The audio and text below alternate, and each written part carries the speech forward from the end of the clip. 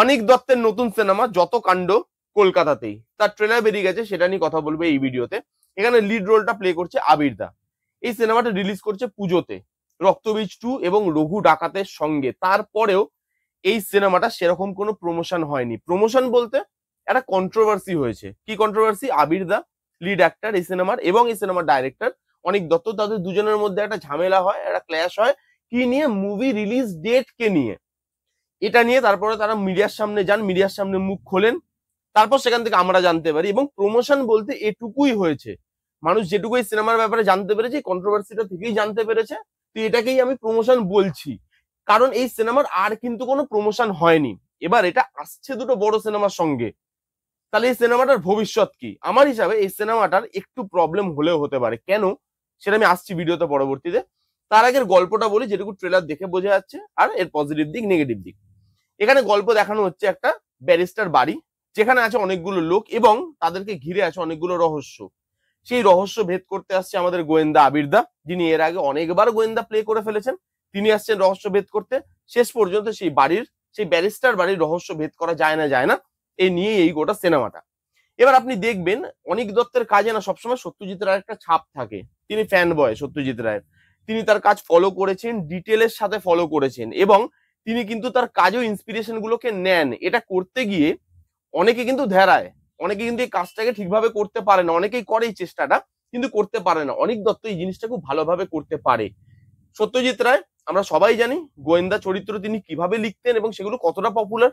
এখানেও এবার অনিক দত্ত একটা গোয়েন্দা, তিনি গোয়েন্দা সিনেমা নিয়ে আসতে চলেছেন আমাদের সামনে।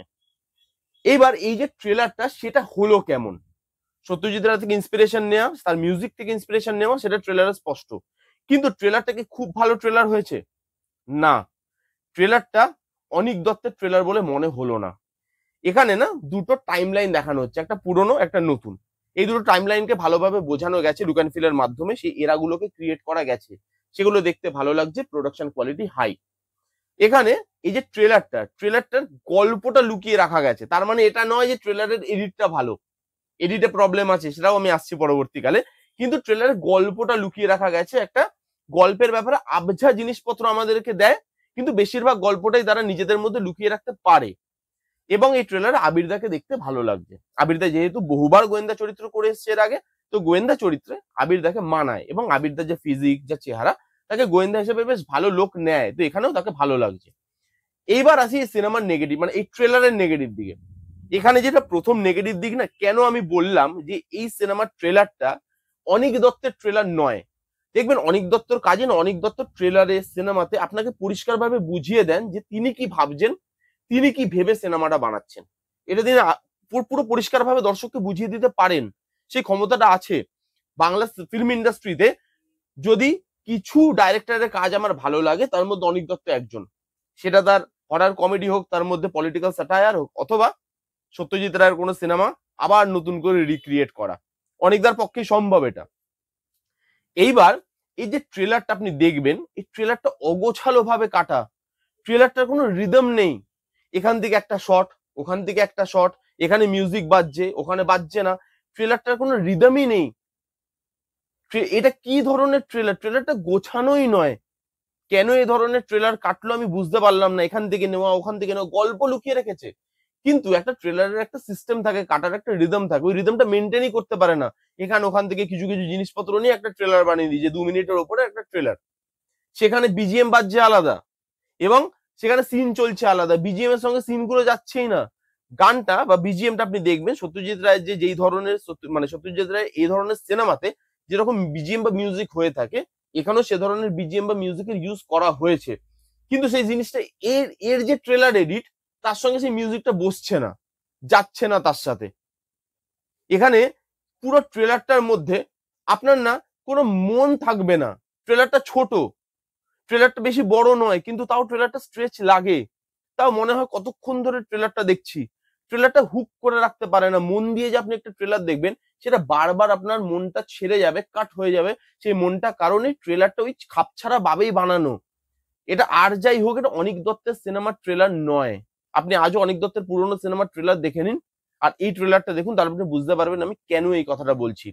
এবং আরো একটা কথা, যেটা আমি প্রথমে বলছিলাম, যে পুজোতে রিলিজ করলে সিনেমাটার কি সমস্যা হতে পারে? দেখুন, অনিক দত্তের একটা নাম আছে, তার একটা সেপারেট ফ্যান বেস আছে। এদিকে দেবদার রঘু ডাকাত আসছে, ওদিকে রক্তবীজ 2 আসছে উইন্ডোজের, যে দুটো বিশাল বড় সিনেমা। সেখানে আপনি এই সিনেমাটা আনছেন যেখানে তার কোনো প্রমোশন নেই, তার সেরকম কোনো হাইপ নেই। তাহলে এত বড় সিনেমার সঙ্গে ক্ল্যাশ কেন? এই সিনেমাটা এই যে ফাঁকা উইন্ডোটা যাচ্ছে এখন পুজোর আগের, সেই টাইমেও তো ছাড়া যেত। আপনার তো একটা ফ্যান বেস আছে আলাদা, যারা আপনার সিনেমা দেখতে পছন্দ করে। তাহলে আপনি কেন এই ফাঁকা উইন্ডোতে ছাড়লেন না সিনেমাটাকে? বা পুজোর পরে যখন ফাঁকা উইন্ডো থাকবে, তখন সেখানে কেন আপনি সিনেমাটা রিলিজ করলেন না? কেন পুজোতেই আপনাকে রিলিজ করতে হলো এই সিনেমাটা, যেখানে এই সিনেমাটা সেরকম কোনো হাইপ নেই? এবং আপনি দেখবেন বুক মাই শোতে পরে দেখবেন, যখন খুলবে টিকিট খুলবে, তখন দেখবেন যে এরা হল পেতেও সমস্যা হবে এই সিনেমাটার। কারণ রঘু টাকা দেবো, রক্তবীজ 2 এর অলরেডি হাইপ হয়ে রয়েছে, বিশাল বড় বড় দুটো সিনেমা। সেখানে একটা গোয়েন্দা সিনেমা, যেটা লোক এর আগে অনেকবার দেখে গেছে। অনিক দত্তের সিনেমা, সেখানে ট্রেলার এরকম রেসপন্স পাবে হয়তো আগামী দিনে। মানে কালকেই বেরিয়েছে জাস্ট ট্রেলারটা, তো এখনো ট্রেলার যারা যারা দেখবে এর পরে, তারা আমার মনে হয় এটাই বলবে যে ট্রেলারটা ভালো হয়নি। তো সেখানে কেন এরকম একটা কম্পিটিশনে নিজের সিনেমাকে ঠেলে দেওয়া, যেখানে আমাকে সমস্যার সম্মুখীন হতে হবে সেটা আমি জানি। এরকমও কোনো সিনেমা নয় এটা, যে যেটা একদম আলাদা কিছু আপনাকে প্রোভাইড করছে, বা যেটা একদম অন্যরকম কিছু দেখাতে চাইছে। গোয়েন্দা গল্পই তো। তাহলে এই প্রথমে বা তারপরে ওই ফাঁকা উইন্ডো গুলোতে যখন কোনো সিনেমা নেই, দর্শক হা করে বসে থাকে সিনেমার জন্য, তখন এরকম ধরনের সিনেমা আনা নয় কেন? তাহলেও তো এই সিনেমাটা মানুষ যায়, মানুষ গিয়ে দেখতে পারে। আপনি এমন দুটো বড় সিনেমার সঙ্গে এটাকে কম্পিটিশনে নামিয়ে দিলেন, আপনার সিনেমার প্রচার নেই, অলরেডি একটা কন্ট্রোভার্সি হয়ে রয়েছে, সেখানে অলরেডি আপনার স্টার, মানে আপনি এবং আপনার স্টারের সঙ্গে ঝামেলা করে ফেলেছেন অলরেডি সিনেমা রিলিজ ডেট নিয়ে।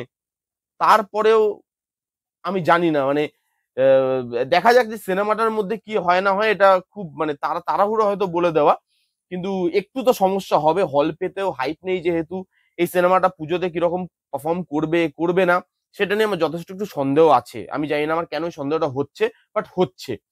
মানে অনিক দত্তের সিনেমা আমিও জানি, তার ফ্যান আমি, এবং তার সিনেমা মানে সমস্যা হবে মানে কন্টেন্টের দিক থেকে, সেই জিনিসটা আমার আজ অব্দি মনে হয়নি, কিন্তু এবার আমার কেন জানি না মনে হচ্ছে। সেটা কেন মনে হচ্ছে আমি নিজেও জানি না। এই ছিল রিভিউ, যত কাণ্ড কলকাতাতেই, তার ট্রেলারের রিভিউ। কারা কারা দেখেছেন, আপনাদের কি মতামত এই ট্রেলারটা নিয়ে কমেন্ট করে জানান। যারা যারা দেখেননি, জানি গিয়ে দেখুন। কেমন লাগলো রিভিউটা জানাতে ভুলবেন না। ভালো লাগলে please give it a Thums up, like করবেন, কমেন্ট করবেন, শেয়ার করবেন, চ্যানেলটাকে মাস্ট মাস্ট সাবস্ক্রাইব করবেন। দেখা হচ্ছে নেক্সট কোনো ভিডিওতে, ততক্ষণ bye bye, take care and be safe.